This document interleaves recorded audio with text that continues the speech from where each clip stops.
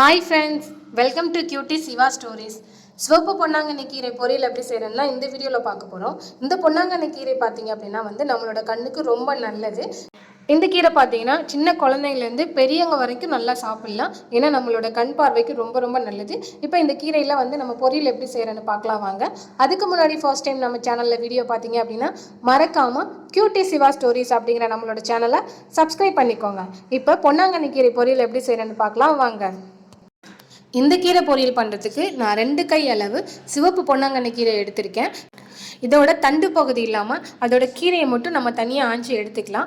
ஆஞ்சி எடுத்துட்டு நல்லா கழுவிட்டு இந்த கீரை பார்த்திங்கன்னா கொஞ்சம் வேகிறதுக்கு டைம் ஆகும். அதனால பார்த்திங்கன்னா இந்த மாதிரி குட்டி குட்டியாக கட் பண்ணி வச்சுக்கலாம். இந்த மாதிரி குட்டி குட்டியாக கட் பண்ணிட்டோம் அப்படின்னா கொஞ்சம் கீரை வேகிறதுக்கு நல்லாயிருக்கும். நம்ம பொரியல் பண்ணுறதுக்கு மேக்ஸிமம் இந்த மாதிரி கட் பண்ணிவிட்டு சேர்த்தோம் அப்படின்னா நல்லாயிருக்கும். முழுசாக சேர்க்குறதோட இந்த மாதிரி கட் பண்ணி சேர்த்துக்கலாம். கீரை பொரியல் பண்ணுறதுக்கு ஒரு கடாயில் 3 டேபிள் ஸ்பூன் அளவு எண்ணெய் எடுத்துக்கோங்க. எண்ணெய் நல்லா சூடானதும் 1 டேபிள் ஸ்பூன் அளவு கடுகு சேர்த்துக்கலாம். கடுகு நல்லா பொரிஞ்சதும் ஒரு பெரிய சைஸ் வெங்காயத்தை நீள் வாக்கில் கட் பண்ணியிருக்கேன், அதையும் சேர்த்துக்கலாம். அப்புறம் காஞ்ச மிளகாவை கிள்ளிட்டு சேர்த்துக்கலாம். இது எல்லாத்தையும் சேர்த்து எண்ணெயில் நல்லா வதக்கிக்கலாம். வெங்காயம் எண்ணெயில் நல்லா வதங்கணும், அப்போ தான் நல்லாயிருக்கும். பாருங்கள், ஓரளவுக்கு வெங்காயம் நல்லா வெந்துருச்சு. இன்னும் கொஞ்சம் நேரம் நல்லா வேக வச்சுக்கலாம். இப்போ வெங்காயம் நல்லா வெந்துருச்சு.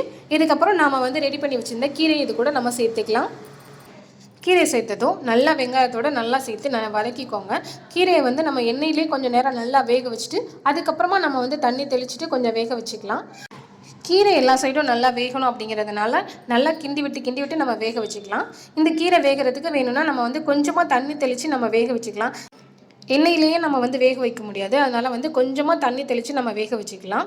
அடுப்பு மீடியம்லேயே இருக்கட்டும், அப்போ தான் கீரை கருகாமல் வேகும். பாருங்கள், ஓரளவுக்கு நல்லா வெந்துருச்சு. இந்த டைமில் நம்ம கொஞ்சமாக உப்பு சேர்த்துக்கலாம். உப்பு சேர்த்து நல்லா வேக வச்சுக்கோங்க. அதுக்கப்புறம் நம்ம கொஞ்சமாக பூண்டு சேர்த்தோம் அப்படின்னா இன்னும் நல்லா வாசமாக இருக்கும். பூண்டு சேர்த்துட்டு நம்ம நல்லா வேக வச்சுக்கலாம். இப்போ இதுக்கு நம்ம கொஞ்சம் மசாலா ரெடி பண்ணிக்கலாம். அதுக்கு 1 கை அளவு தேங்காய், 1 டேபிள் ஸ்பூன் அளவு சீரகம், 2 பச்சை மிளகாவை கட் பண்ணி வச்சுருக்கேன், ஒரு 5 மிளகு சேர்த்துருக்கேன். இது எல்லாத்தையும் சேர்த்து ஒரு மிக்சியில் போட்டு கொரன்னு அரைச்சிக்கலாம். தண்ணி எதுவும் சேர்க்கக்கூடாது. தண்ணி சேர்க்காமல் இந்த மாதிரி கொரன்னு அரைச்சி எடுத்துக்கலாம். நம்ம தண்ணி சேர்க்கக்கூடாது, ஏன்னா நம்ம பொரியல் பண்ணுறோம், அதனால் இந்த மாதிரி தான் இருக்கணும். இப்போ அரைச்சிட்டு இதை நம்ம இந்த கீரையோடு சேர்த்துக்கலாம். சேர்த்துட்டு நல்லா வதக்கிக்கலாம். நம்ம இந்த தேங்காய் சேர்த்ததும் ரொம்ப நேரம் வேக வைக்கக்கூடாது. ஒரு 2 நிமிஷம் வரைக்கும் நல்லா வேக வச்சுக்கலாம். அந்த தேங்காயோட பச்சை ஸ்மெல் போகிற அளவுக்கு கொஞ்சம் வேக வச்சுட்டா போதும். பாருங்கள், கீரை நல்லா வெந்துருச்சு. நம்ம தேங்காய் சேர்த்தோம் இல்லையா, அதோட பச்சை ஸ்மெல்லும் நல்லா போயிடுச்சு. ஸோ பாருங்கள், நல்ல டேஸ்டான பொன்னாங்கண்ணி கீரை பொரியல் ரெடி ஆயிடுச்சு.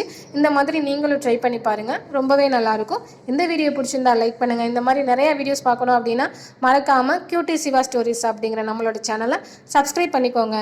நெக்ஸ்ட் ஒரு வீடியோவில் சந்திக்கிறேன். பாய்.